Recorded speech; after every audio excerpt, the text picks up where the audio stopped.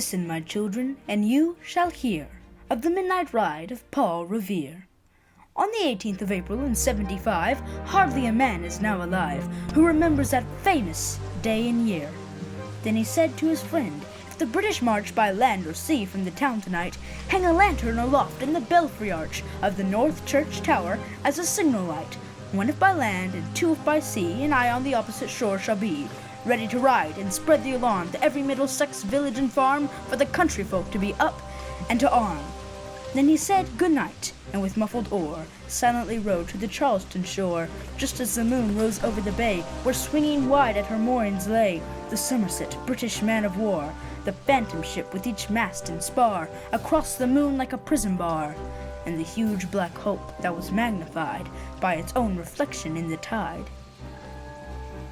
Meanwhile, his friend, through alley and street, wanders and watches with eager ears, till in the silence around him he hears the muster of men at the barrack door, the sound of arms and the tramp of feet, and the measured tread of the grenadiers, marching down to their boats on the shore. To the ship! Then he climbed the tower of the old North Church by the wooden stairs with stealthy tread to the belfry chamber overhead, and startled the pigeons from their perch on the somber rafters that round him made masses of moving shapes of shade by the trembling ladders steep and tall to the highest window in the wall, where he paused to listen and look down a moment on the roofs of the town and the moonlight flowing over all. Beneath in the churchyard lay the dead, in their night encampment on the hill, wrapped in silence so deep and still that he could hear like a sentinel's thread the watchful night wind as it went, creeping along from tent to tent, and seeming to whisper, all is well. A moment only he feels the spell of the place and the hour and secret dread of the lonely belfry of the dead. For suddenly all his thoughts are bent on a shadowy something far away, where the river widens to meet the bay, a line of black that bends and floats on the rising tide like a bridge of boats. Meanwhile, impatient to mount and ride, booted and spurred with a heavy stride, on the opposite shore walked Paul Revere.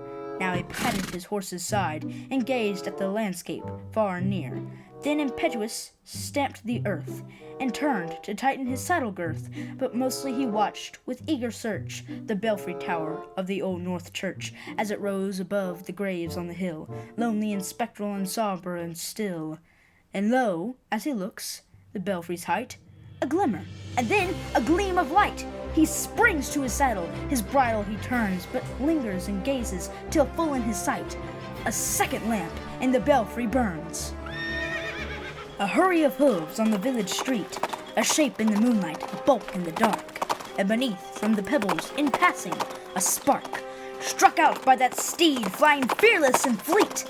That was all, and yet, through the gloom and the light, the fate of a nation was riding that night, and the spark struck out by that steed in his flight kindled the land into flame with its heat. He has left the village and mounted the steep, and beneath him, tranquil and broad and deep, is the mystic, meeting the ocean tides, and under the alders that skirt its edge, now soft on the sand, now loud on the ledge, is heard the tramp of his steed as he rides. It was 12 by the village clock when he crossed the bridge to Medford town. He heard the crowing of the cock and the barking of the farmer's dog. The British are coming! And he felt the damp of the river fog that rises after the sun goes down. It was 1 by the village clock when he galloped into Lexington. He saw the gilded weathercock swim in the moonlight as he passed, and the meeting house windows, blank and bare, gazed at him with a spectral glare, as if they already stood aghast at the bloody work they would look upon.